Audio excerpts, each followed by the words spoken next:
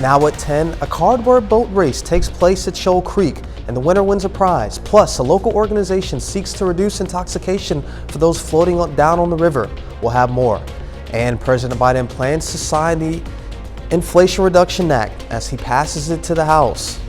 The 4 states' most watched news starts now.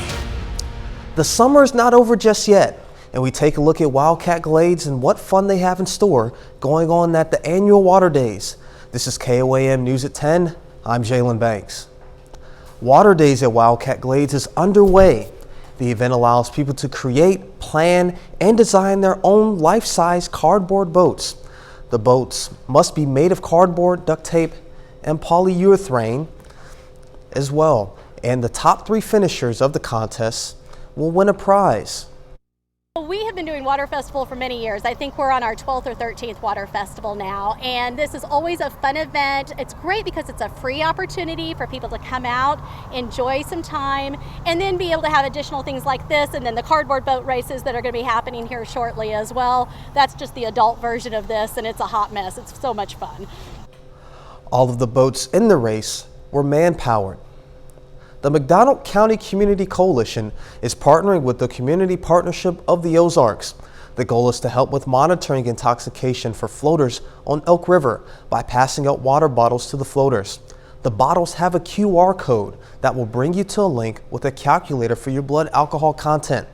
The coalition was able to pass out about 150 bottles to floaters, and another 150 bottles will go to campgrounds to be passed out on buses as they pick up people to and from.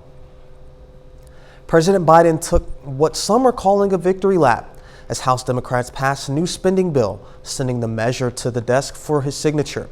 The news comes as the president takes a vacation in South Carolina. Jackie Heinrich is in Kiawah Island, South Carolina, where she is following the president.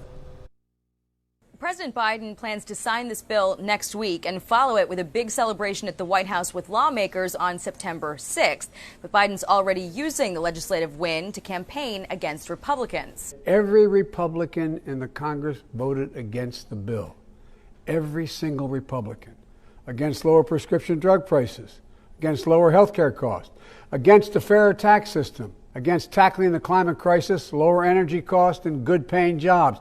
The Democrats sided with the American people, and the Republicans sided with special interests. That's the choice we face. According to a new Fox poll, the biggest thorn in the president's side is still inflation, with 41% of voters putting it above hot-button issues like abortion, border security, and more. And the White House has been trying to build goodwill among voters, saying the Inflation Reduction Act, as it's called, will bring down the cost of things like prescription drugs through Medicare pricing negotiations. And energy costs will come down because of climate investments, like tax credits for electric cars and solar panels. But experts agree the bill won't directly impact inflation for at least a year or more. And the White House has had trouble answering questions over how exactly they can claim this bill will have an immediate impact people can feel in their wallets. We've not yet seen the president in person since the bill passed. He's also given no comment on the FBI raid on former President Trump's estate. President Biden's with his family here on vacation, including Hunter Biden, who's under federal investigation for his taxes. Hunter Biden flew with President Biden on Air Force One and was spotted on a beach with his wife and son. President Biden again has no public events on his schedule today. And now Sam Lane joins us with the first look at the forecast. Thank you very much, Jalen. It was a beautiful day across the 4 states. If you were out on the rivers or the lakes this afternoon, a little bit choppy in some areas, but most part it was a pretty nice day. Radar is pretty much all clear right now, and it's going to stay that way for a little bit longer, but then we're going to see some changes. Temperatures this afternoon were very toasty indeed. In fact, over 100 degrees in the western sections, like Sedan with 100, 101 in Yates Center. A little bit cooler off to the east in Monette, where they only made it up to about 90 also in Cassville. Temperatures right now are still pretty warm, generally in the lower 80s in the eastern sections, even some 70s showing up at Stockton and Monette. But look out to the west. It's still in the upper 80s in Neodesha and Sedan. All right, let's take a look at the highs today. 95 in Joplin, 70 was the low, which of course was above normal, but at least we weren't near the record of 103, and that 49 sure would feel pretty nice.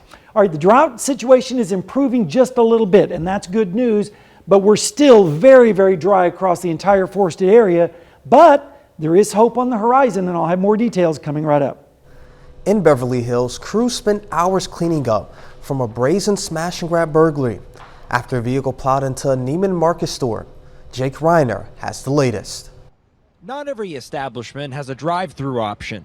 That fact had absolutely no impact on the thieves that rammed a car through the glass doors and metal gate at the Neiman Marcus in Beverly Hills at 4:45 Saturday morning. It's sad, and it just makes you wonder, what are the answers? Not many answers, unfortunately. Employees said the group of burglars took multiple Chanel bags, unclear what else they made off with. When police arrived, they were gone, but they left a fairly large piece of evidence behind. After the car was removed, Neiman Marcus eventually opened, and wooden boards went up, covering parts of the back and front of the store.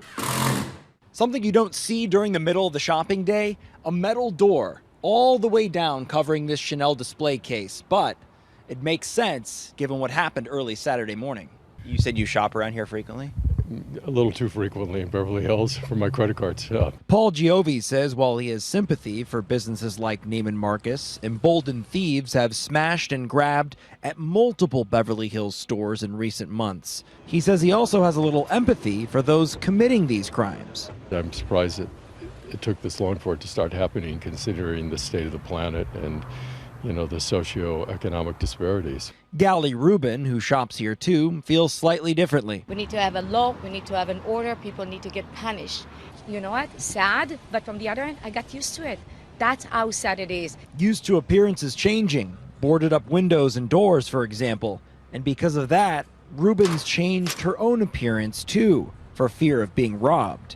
I don't have watch, I don't have jewelry, I don't have nothing. I work so hard, I deserve it.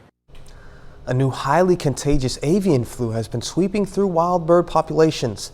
The plague has also ravaged poultry farms.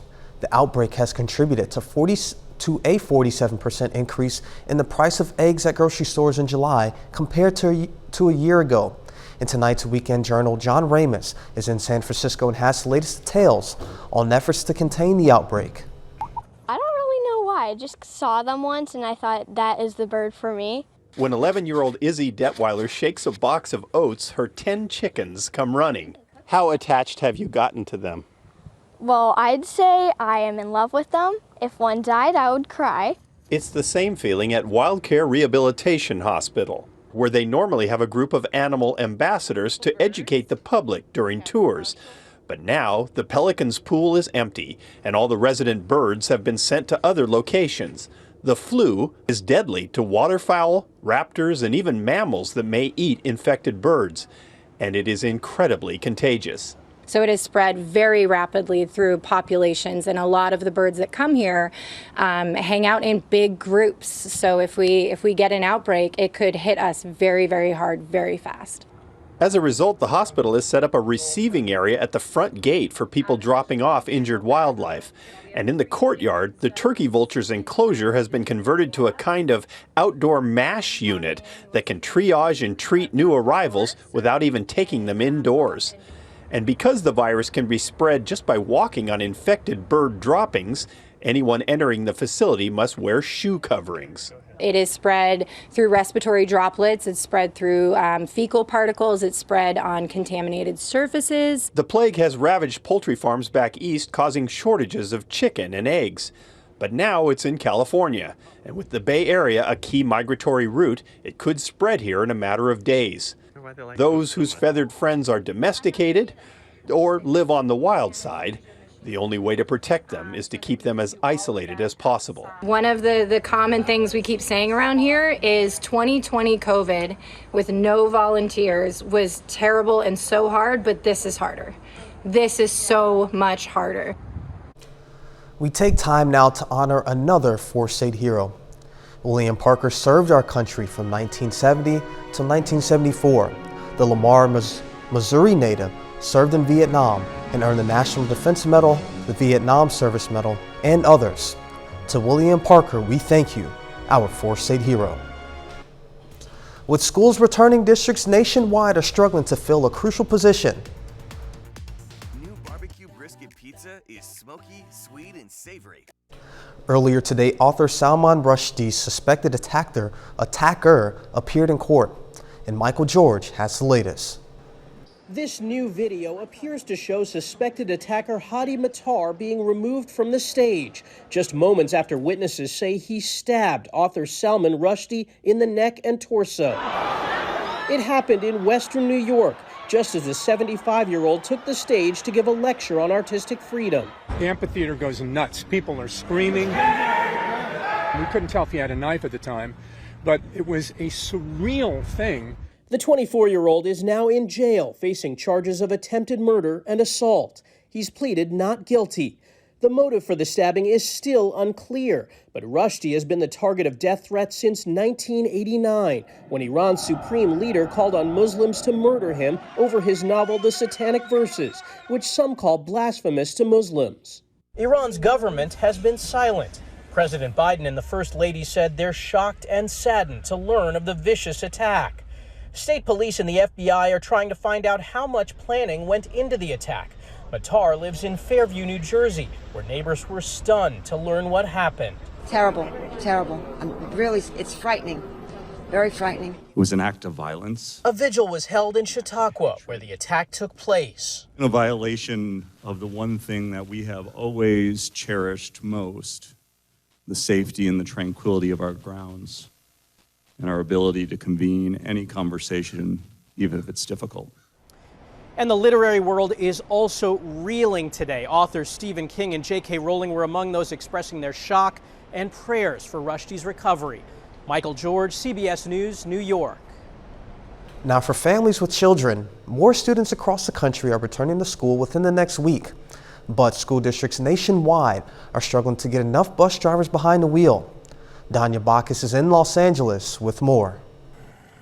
The wheels on the school bus are having a hard time going around in school districts across the country, as many struggle to find bus drivers, putting more pressure on parents. I'll have to go to the elementary school, take that child home, and then come back to the middle school and the high school, and they both get out at the same time. The shortage is being felt nationwide, with 86% of schools saying they don't have enough applicants, despite offering pay incentives, training, and flexible scheduling. Bus drivers are very important to the district. They are considered essential and frontline workers. The lack of drivers is forcing some schools to scrap or reduce routes, change start times, and get creative. In Charlottesville, Virginia, there are new school walk zones because hundreds of students will be going on foot. We are hiring drivers! In Chicago, families are being offered a $500 monthly stipend to get their kids to class. 887 to Station 3. For returning drivers like Pam Grays, it's important to be back behind the wheel. Those children need to go to school, and they're out there waiting on you to take them to school.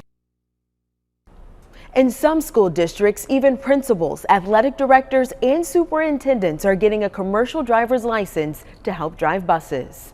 Danya Bacchus, CBS News, Los Angeles. As Danya Bacchus said, some school principals, athletic directors, and superintendents are taking it upon themselves to get their CDLs. And to some, that is very admirable. And up next, Diamond football continues to make strides in the right direction. We'll have more later. And it looks like some changes are in our forecast, including some rainfall. We'll have the details in just a bit. Well, folks, it was another hot one across the 4 states. Of course, we are in the middle of August, so that's to be expected. But we do have some changes in the forecast, and I think everyone's going to like that. Right now, looking outside in Seneca, Missouri, a pretty pleasant evening out there. If you're heading down to Indigo Sky Casino and Resort, pretty nice night. A little bit on the warm side, but like I said, that's typical for August. However, this August has been above normal and has been that way for 12 days this month so far, and only one day, and that was Tuesday, below normal due to the rainfall. And I think we're going to see more above normal temperatures before we get a little bit of a break. But right now, temperatures are still pretty mild. 86 in Sedan, 86 in Neodesha, 85 in Iola. Over in Lamar, they've dipped down into the upper 70s with 79, 80 degrees down in Monette. Dew points, they're in the upper 60s to right around 70 degrees. And so that means on our sticky meter, it's feeling pretty sticky to muggy out there. And that's going to help with the moisture. And as a result, it's going to help with some of the thunderstorms too, dump some rain, especially in some folks, in some areas. It feels like in the upper 80s to right around 90 degrees out to the west. a little bit cooler. Check out Mount Vernon. It feels like 77 right now. Here in Joplin on our Skycam, it looks pretty nice evening out there, 80 degrees. It feels like 83. Dew point starting to creep up though. It's now at 70 degrees, so the humidity at 71%. If you've been sneezing and watery eyes, this is the reason. It's been pretty bad out there. 8.4 out of a 10 on your allergy index, and tomorrow's only going to be worse. Most of that is ragweed and chenopod. So if you have an allergy to that, be ready to suffer again tomorrow. All right, let's take a look at the forecast for tonight. You can see lows in the 70s in most places, a few upper 60s like in Miami and our friends down in Grove. There is a front up to the north, but it's going to run out of gas as it moves to the south. So as a result, tomorrow we're going to see highs right around what they were today, upper 90s, especially out to the west near 100, a little bit cooler off towards the east. And then as we go through Sunday night into Monday, the front will make it through the area, but it's going to die out. And so change our wind direction a little bit. Highs or lows should be in the upper 60s to right around 70 degrees. And then as we go through Monday, it's going to go back to the north as a warm front, and that means more hot weather on store for our area, especially out to the west near 100. A little bit cooler in Stockton and Nevada, where they'll be in the upper 80s. And then a better chance of storms starts to move into our picture as we go into Tuesday, because there's a big front up to the north and west, and that will start to move in our direction as we head through the day on Tuesday. But it's going to be another hot day on Tuesday as well. All right, how about rainfall amounts? Well, some areas could see up to an inch or more, especially in southwestern Missouri and points eastward. Out to the west, not so much. Hopefully these folks will get some, but it looks like the best chance of rain is going to be out towards the east. Your 7-day forecast looks like this: 99 tomorrow, 96 on Monday, and I just had to do it. I threw 100 in there on Tuesday, but then a front comes through, and look at Wednesday. 82 degrees for Wednesday with a pretty good chance of storms in the area. Thursday, a little bit cooler as well, 84, and then we head towards next week and another chance of storms. So it looks like we actually will start to be closer to normal for this time of year, Jalen. Back to the allergies. As you two know, I've been sneezing and coughing today with all this pollen and stuff in the air, so thank you for including that with our audience today. Yes, no problem. Hopefully the rain will wash some of that out. Absolutely. All right, thank you, Sam. And on to sports, the Nevada Tigers, they bring back a solid group this year. Yeah, their backfield once again should be strong, as well as their offensive line. More on that coming up. Plus, the Diamond Wildcats have a new quarterback this year. Details next.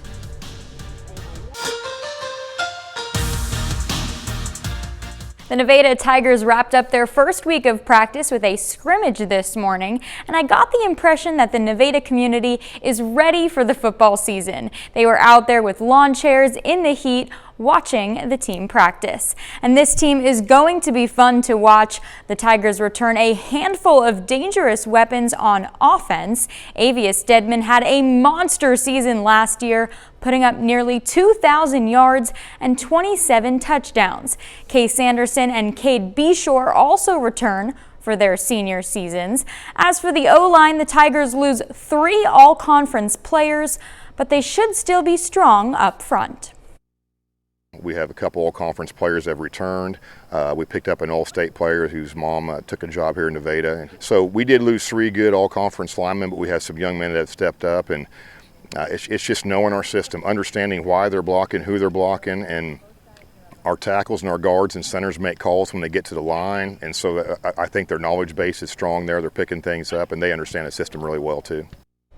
Diamond football continues to make strides in the right direction. The Wildcats went 5-5 last year and hosted a playoff game.